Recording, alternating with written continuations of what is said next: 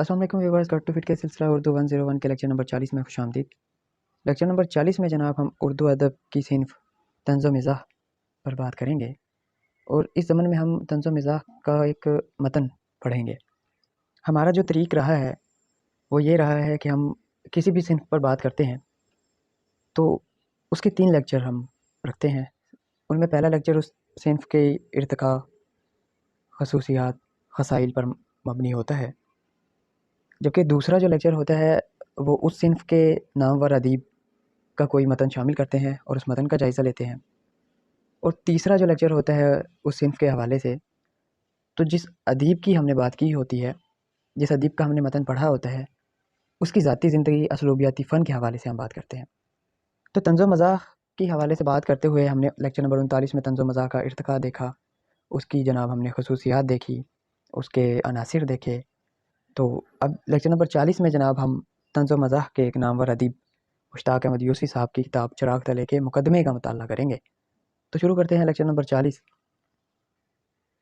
چراغ تلے مشتاق احمد یوسفی صاحب نے لکھا، اس کتاب کے 12 مضامین ہیں اور ایک مقدمہ ہے۔ اب مقدمہ کیا ہوتا ہے؟ مقدمہ لفظ مقدم سے ماخذ ہے، جس کے معنی پہلا کے ہیں۔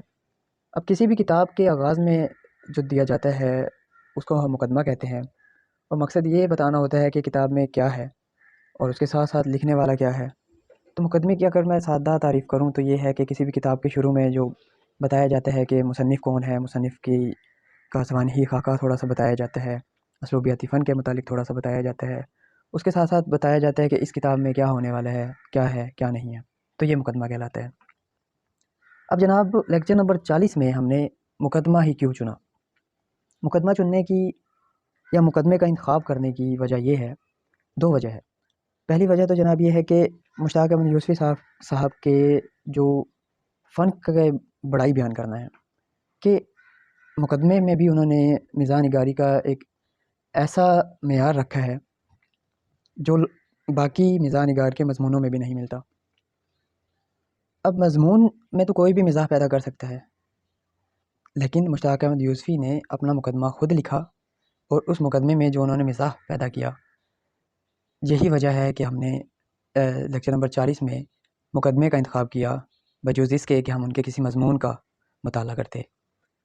اس کے ساتھ دوسرا جو وجہ تھی مقدمہ کے انتخاب کا، مقدمہ پڑھنے کی وجہ، وہ یہ ہے کہ جناب اب جیسے ہم نے پڑھا کہ چراغ تلے کے 12 مضامین ہیں، تو اب ان میں سے ہم 12 تو نہیں پڑھ سکتے، تو اس وجہ سے ہم نے یہ سوچا کہ مقدمہ جو ہے اس کا انتخاب کیا جائے۔ تو مشتاق احمد یوسفی صاحب نے اپنی کتاب کا مقدمہ خود لکھا، اور اس مقدمے کا نام پہلا پتھر رکھا۔ کتاب کا نام چراغ تلے تھا، اس کا جو مقدمہ تھا اس کا نام پہلا پتھر تھا۔ تو ہم نے مطالعہ کرنا ہے پہلے پتھر کا، یعنی ہم مطالعہ کریں گے ان کے مقدمے کا۔ طریق جناب ہمارا وہی ہوگا کہ پہلے ہم الفاظ معنی دیکھ لیں گے، اور اس کے بعد جو ہے اس کا لب لباب جو ہوگا وہ میں آپ کو بتا دوں گا۔ الفاظ معنی کی طرف بڑھتے ہیں تو سب سے پہلا ہے حسب منشا۔ حسب منشا کا مطلب ہوتا ہے خواہش کے مطابق، نظیر کی جمع ہے، اور نظیر کا مطلب ہوتا ہے مثال۔ کتاب مستاب، پاک کتاب، سراسر، بالکل، چاٹ، شوق، تاب و تمنا، ہمت و آرزو، سر ورق، کتاب کا بیرونی صفحہ، ٹائٹل، سرکہ کا مطلب ہوتا ہے نقل کرنا۔ اس نقل سے مراد یہ ہے کہ کسی اور اقتباس، یعنی کسی اور کی کتاب سے کچھ کنٹینٹ اٹھا کے اپنی کتاب میں لکھ دینا۔ دندان شکن جواب، منہ توڑ جواب، جد امجد، باپ دادا، راوی، روایت کرنے والے سے مراد یہ ہے کہ جو بتانے والا ہوتا ہے۔ آگے ہے پیشہ یا با، ابا و اجداد کا پیشہ، عمر رسیدہ، بوڑھا، آؤ فغاں کرنا، چیخ و پکار کرنا، فریاد کرنا، رونا دھونا۔ خوش اسلوبی سے، اچھے طریقے سے، اچھے انداز سے، بذاتیہ، بقلم خود یا بنفس نفیس۔ اتمام حجت، کوئی بات سمجھانے کی آخری کوشش۔ حجت کا مطلب ہوتا ہے دلیل، تو تمام دلائل دے کر اپنی بات سمجھانے کی کوشش کرنا۔ آگے ہے حد فاضل، 2 چیزوں کو جدا کرنے کی حد یا وہ چیز جو ان کو جدا کرے۔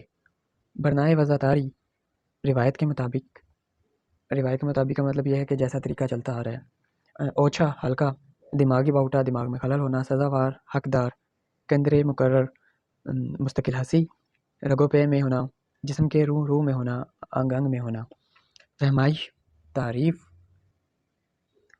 غلو، مبالغے کی حد۔ مبالغے کا مطلب ہوتا ہے یہاں کے وہاں ادھر یا ادھر، یہ کروں یا وہ کروں. اچھا آگے ہے جناب، سپاس گزار ہونا، شکر گزار ہونا، لغزش، غلطی، کوتاہی، گنجینہ گوہر. آگے ہے الفاظ معنی ختم ہو گئے.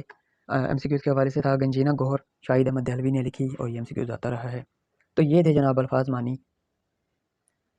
پہلے پتھر کے اگر لبے لباب کی طرف بڑھوں تو سب سے پہلی بات جو مشتاق احمد یوسفی صاحب نے ہمیں بتائی، وہ ادب فہم لوگ یا ادیبوں کے ایک خصائل پر انہوں نے نظر ڈالی ہے. وہ بتاتے ہیں کہ ادیب پوری اپنی کتاب لکھ دیتے ہیں، مگر وہ جو مقدمہ ہے وہ خود نہیں لکھتے. اور ہمارے ہاں جو رائج ہے، مطلب جو روایت ہے، وہ یہ ہے کہ مقدمہ لکھنے کے لیے کسی بڑی شخصیت کا انتخاب کیا جاتا ہے، اعلیٰ سے اعلیٰ شخصیت سے مقدمہ لکھوایا جاتا ہے. اور وہ یہ سمجھتے ہیں کہ یہ اس بات پر ضمانت ہوگی کہ کسی بڑے شخص نے اگر مقدمہ لکھا ہے تو پھر کتاب بھی اچھی ہوگی. مطلب اگر مقدمہ کسی بڑے شخص سے لکھوایا جائے، اور وہ یہ سمجھتے ہیں کہ بڑا شخص اگر کوئی لکھ رہا ہے تو وہ مقدمہ اچھا ہی لکھے گا، اور جب مقدمہ اچھا ہے تو لوگوں پر یہ تاثر جائے گا کہ کتاب بھی اچھی ہوگی.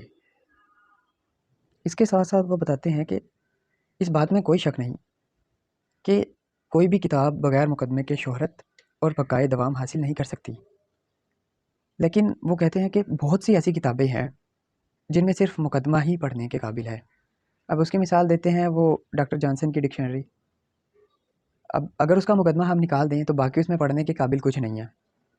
اسی طرح ایک دو اور مثالیں دیتے ہیں وہ عبد الودود صاحب کی کوئی کتاب ہے، اگر اس میں سے ہم مقدمہ نکال دیں تو صرف سر ورق باقی رہ جاتا ہے. تو یہ باتیں ہیں.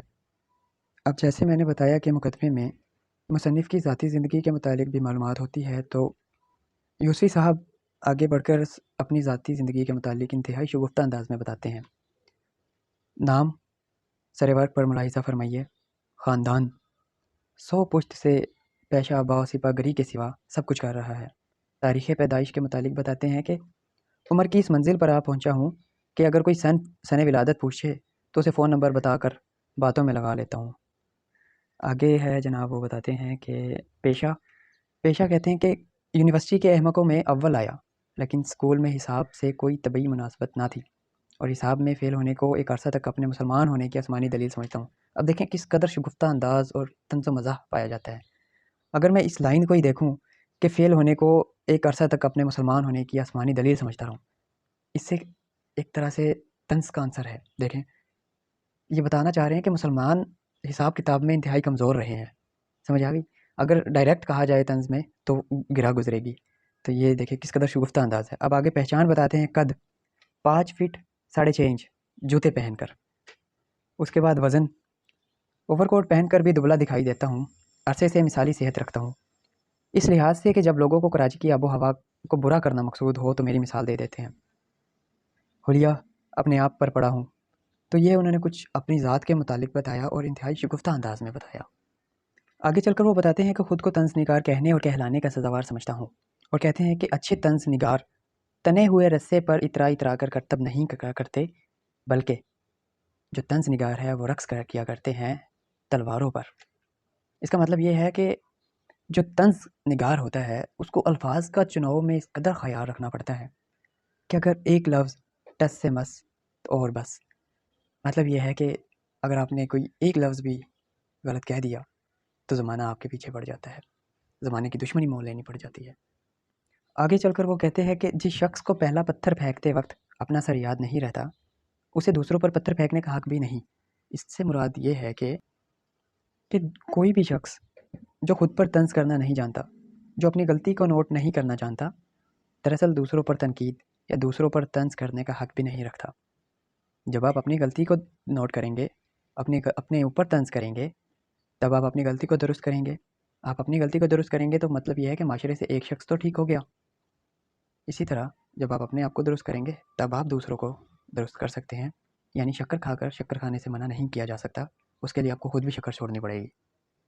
اختتامیہ میں یوسفی صاحب شاہد احمد دہلوی کا ذکر کرتے ہیں اور بتاتے ہیں کہ جب میں اپنی تحریر شاہد احمد دہلوی کو تصدیق کے لیے یا درستگی کی خاطر پڑھنے کے لیے کہتا ہوں تو وہ ہنستے ہیں اور کہتے ہیں کہ تم نے فٹ بال کو مونس اور پنگ پونگ کو مذکر بنا دیا، حالانکہ دونوں بالز ہیں.